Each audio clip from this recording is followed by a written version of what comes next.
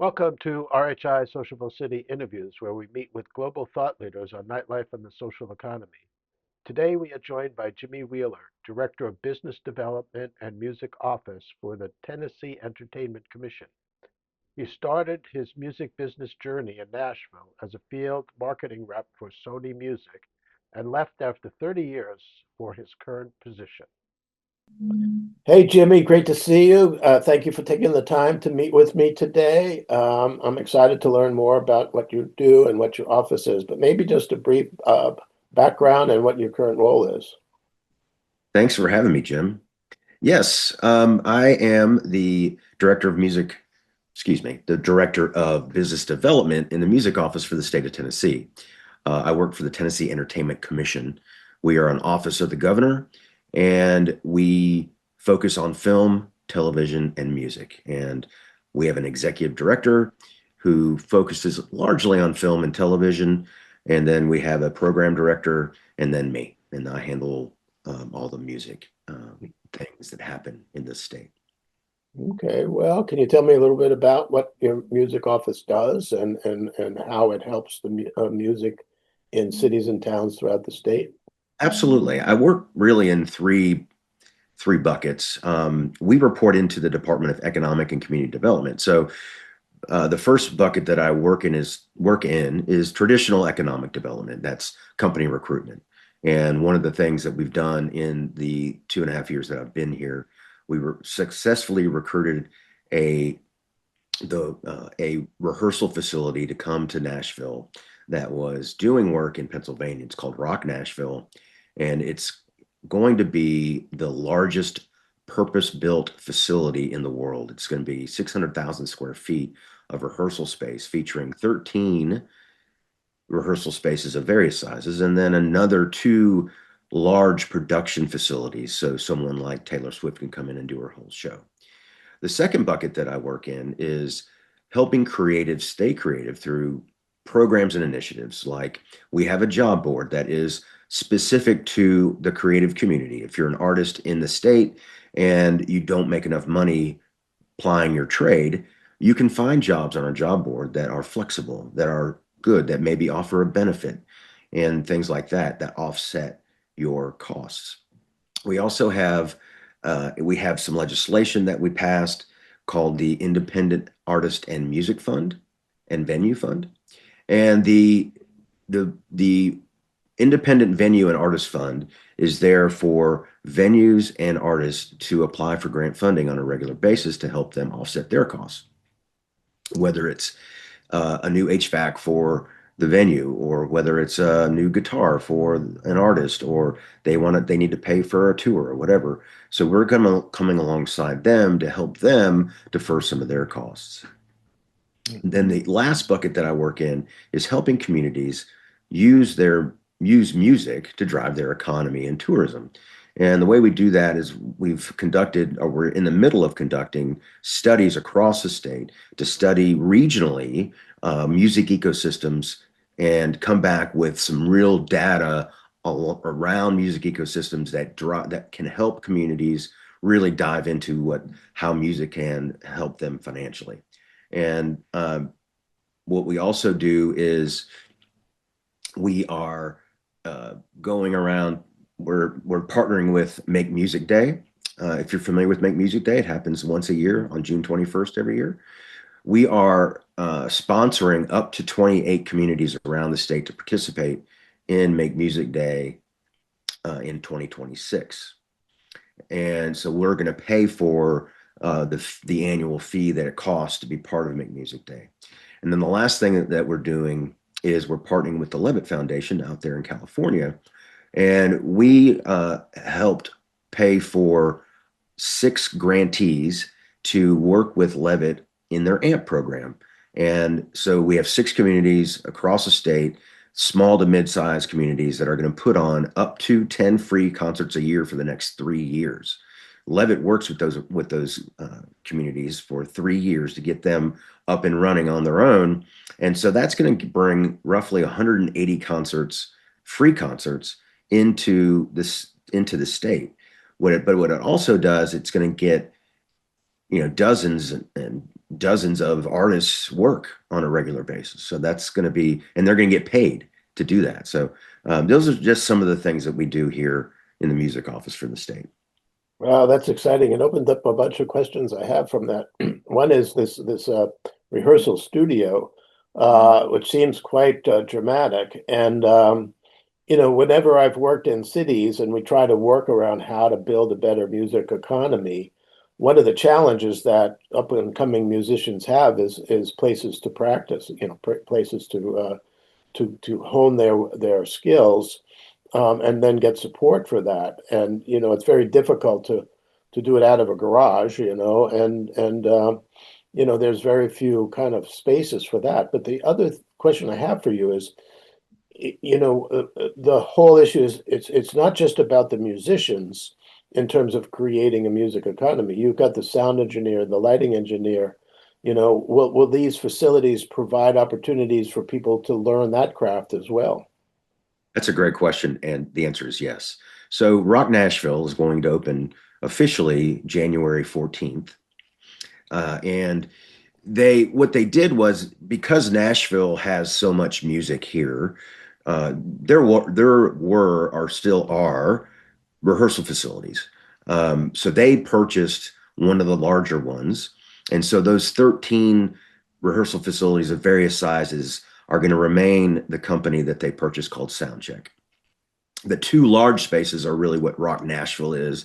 And so yes, to your question, we are working with Rock Nashville and the local board of regents, who handle all the 2-year schools, colleges across the state, and the city of Nashville public school system, to come up with a curriculum that will allow students to learn a trade, and get paid doing it, like an apprenticeship. And so they're going to learn how to run a tour, how to have lighting director, music director, all of those things that make a tour run. So if somebody's coming out of college and they say, well, I don't have the funds to go to a 4-year college. 2, I don't know what I want to do with my life, but I love music and I want to be on the road. This could be a way for them to get into a real career. And that, having those people go through that and having this as an option, is really going to be beneficial for the touring industry, because the people that know how to do that already they're starting to age out. Touring is a young person's business, right? And having a good tour manager, or a good lighting director, or a good guitar tech, or whatever, you have to actually learn on the job. You can't really sit in a classroom and learn how to do that kind of stuff. And so what we're going to do with Rock Nashville and with the TBR and with National Public Schools is come up with our own curriculum to teach kids how to do this. Yeah, that's great. Yeah. That's one thing I always try to emphasize, even when I talked with Tiffany from the Country Music Association, that you have this need for the sound engineer, the lighting engineer. But when we talked about the challenges, like the mental health challenges, a lot of it now is focused on the musicians. But the touring is really what puts a lot of pressure on people who work within that movement. Mm-hmm. And it's not just the musicians who travel away from home and isolated from their family and friends and sleeping in motels and driving long distances, having access to alcohol and drugs. It really generates a potential risk for addiction or mental health challenges.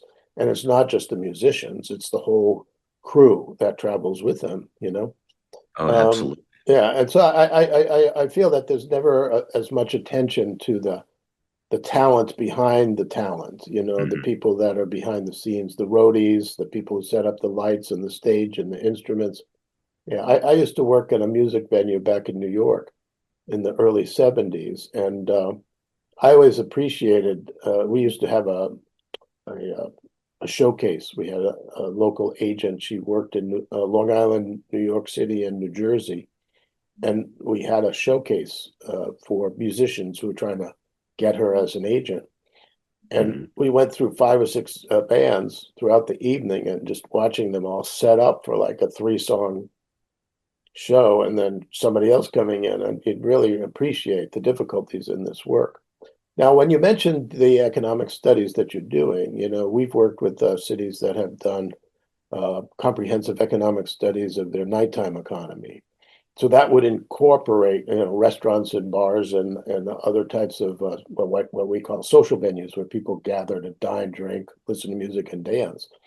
And it focuses in on the sales and the revenue and the taxes and the employment and everything else. And that's kind of a broad swath of economic activity. But how does a music study differ? What's the focus of a music study? It focuses on every aspect of music and the music ecosystem, from what you talked about, the nightlife things, the venues, the bars, the restaurants, whatever, but also the people. And what do the people want, and what do musicians need? What the music study here in Nashville, which was the Greater Music Nashville study that was held last year, the biggest thing that we got from that was the need for more cost-effective parking for artists. It was too expensive to park down in Nashville. And what came out of that real time was they get free parking now at through a company, and out of that report, that's what happened with that. So the nighttime studies that were done that you were referring to, it's basically the same thing, but it's just broader. And we Mhm. bring in, we want to get a snapshot of the entire community, not just a nightlife community. Yeah. I worked with James Keblis out of Seattle when he was the director of music, and they did a study. That's what helped them to change a lot of the politics in the city. And they looked at the broader music industry that would include the songwriters and the other things that really are part of the economy. And so I thought that was it had more than just the venues, but it also looked Right. at songwriters that get published and are part of the film industry where their music is being played within the film, and that Right. was all incorporated into the economic activity of the city as it relates to music. Yeah, Now, and I think it's important to look at all aspects of it, and it's also important to look at it regionally, because what's happening in Memphis is going to be different than what's happening in Nashville or what's happening in Chattanooga or happening in a rural community. mhm, mhm. So, as you look around the state, obviously you have two pieces. You have the artist and the artistic community, and they have the places where they work. Now, the National Independent Venue Association just recently released a study that showed that 40% of venues didn't show a profit in 2024, or Right. something like that. I mean, I'm not exactly of the exact percentage, but I think it was pretty close to that. So the independent venue in particular, because they're being, carved out because of the large venues or the large shows, and it seems like this young generation saves their money to go to $1,000 concert than to go to 20 smaller venues and pay a cover charge where they don't often like to pay a cover charge. And you have the venues that have depended upon alcohol sales to support the music now seeing less alcohol sales. So you have this dynamic with the independent sector. And you had mentioned some grant programs that you might give to a venue with their their Mhm. HVAC. Um, and I know Texas, when I talked with Graham, he reported the same kind of grant programs. One venue got $35,000 to fix a roof. So these are all kind of not necessarily revenue generating, but they're certainly building the infrastructure for the venue to operate and not have to draw from whatever minimal profits they have to do some of this. But what are some of the challenges you see in Tennessee for the independent music venue? I think that same everywhere. The margins are very thin. The one of the bigger issues that we see, and this is not just a Tennessee thing, but it's nationally, is these independent venues are getting squeezed because the secondhand or the secondhand market ticketing market, the secondary ticket market, excuse me, Hmm. is what's happening is people are buying up all the tickets to these shows and then reselling them. And why does that hurt the venue? Why that hurts a independent venue is because, say, it's a 900 seat venue, and a ticket bot buys up all 900, or half of the tickets, and the other half gets sold to just traditional buyers. And that bot has, say, 400 tickets, and they only sell 200. And so instead of having having a sellout at 900, that venue only has 700. Mm. So what's the problem? Well, the problem is that the venue owner has purchased alcohol based on 900, has hired their staff based on 900. And when that shortfall comes in, there's nothing to make up for that. And that's a big problem. And the grant that we're wanting to do now, Texas is based off alcohol sales, and it allows venues to get up to $100,000 based on their alcohol sales, on the alcohol tax. We can't do that here in the state because all of our alcohol tax goes to education. And, a tax is not something that is very uh, amenable to our legislators. So we've asked for straight cash from the government, from the governor, and we asked for $2 million to test a pilot here in the state, and it's going to be just for venues, and it's going to be for infrastructure. And like you said, it's not generating revenue for them, but it will let them use money from this grant to fix a roof where they would have had to pull out of their coffers to do that. Hmm. Um, and then the hope is to find a funding mechanism within the state that can go into perpetuity. We've got a couple ideas that I can't talk about, but that's the hope, is that one, the governor has recurring dollars in there for us, and then two, have a funding element that goes on and puts more money into the fund. So it seems like you have a lot of policy areas that you've worked on over the years, in addition to the programs that you have that are already institutionalized. And it seems those really revolve around drawing more attention to the economic value, to get the state and the governor's office to see that making investments is going to make a bigger return on those investments for the local economy, as well as the tourism economy. Um, so if you were to look more down the road, how do you see all of these pieces coming together? And do you think there is a growing demand for music? And people that I talk with, James Keblis, for instance, he can't believe how many students really are starting to want to learn how to play music, that there's a whole new generation of people who are anxious to play music. And the question is, will there be opportunities for them? And, how many of them will make the Madison Square Garden? Well, unfortunately, not many will make Madison Square Garden. As we know, it's very hard to do that.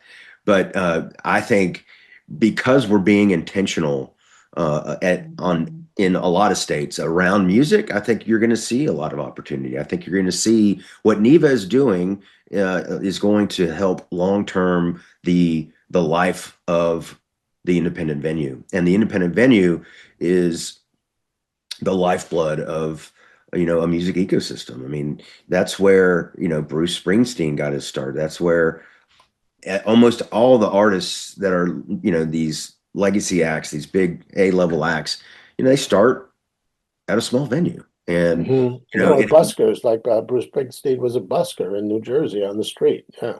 right. And so I think what we're doing, and what Texas and what Oklahoma and Alabama and all my other colleagues across the country are doing, ultimately it's going to, benefit the local venue. and which when you benefit the local venue, then you're going to benefit not only the community but those that want to play in those venues. Hmm. Well, this has been really quite interesting. I don't want to take up too much more of your time, but I would like to ask you, since we're coming to Nashville for our summit, Mm-hmm. and everybody's talking about Nashville, and you have they have the domain Music City, Mm-hmm. so I mean, really, they were forward thinking in that.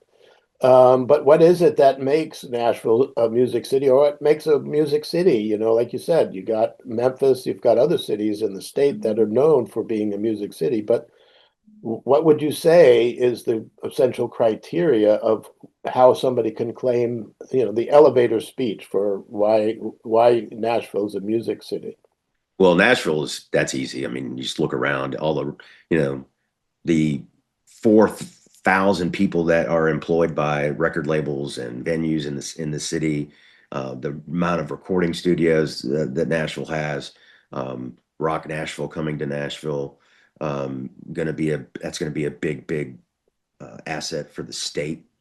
But outside of Nashville, if you look at Memphis, for example, the home of the blues, home of Elvis, so I think a music city, a city can claim to be a music city by their heritage. And there's so many cities around the state that say, hey, this is the home of Tina Turner, or this is the home of X, And if they are intentional about putting on music, intentional about marketing music as a destination for that city. Jackson, Tennessee is a great example of a music city. They have a thing called Jackson Music Hidden Tracks, goes out every week. It lists dozens and dozens of local musicians playing that week, and they really pour into their music industry or their music scene. And that's, when you think of Jackson, Tennessee, you're not really thinking music, but they've taken that and they really, really press into that music as being a driver for their economy. So for a city or a community to be a music city, it's about intentionality and about using that as a marketing. Let me back up. For a city to be a music city, or to claim to be a music city, it's all about intentionality. Mhm. Okay. Well, that's a good summation, and you certainly put in some plugs for the cities in Tennessee, so fulfilling your role as a state level office. Yeah, This has been a great conversation, and I look forward to meeting you in person. absolutely, Jim. Hope to see you before March. I don't know if you're planning on coming before then, but yeah, Yeah. looking forward to seeing you. And thanks. Okay. This is going to be a great. I think this is going to be a great partnership. I think what Mhm. you do is great, and I think that we can hopefully add some value to what you're doing.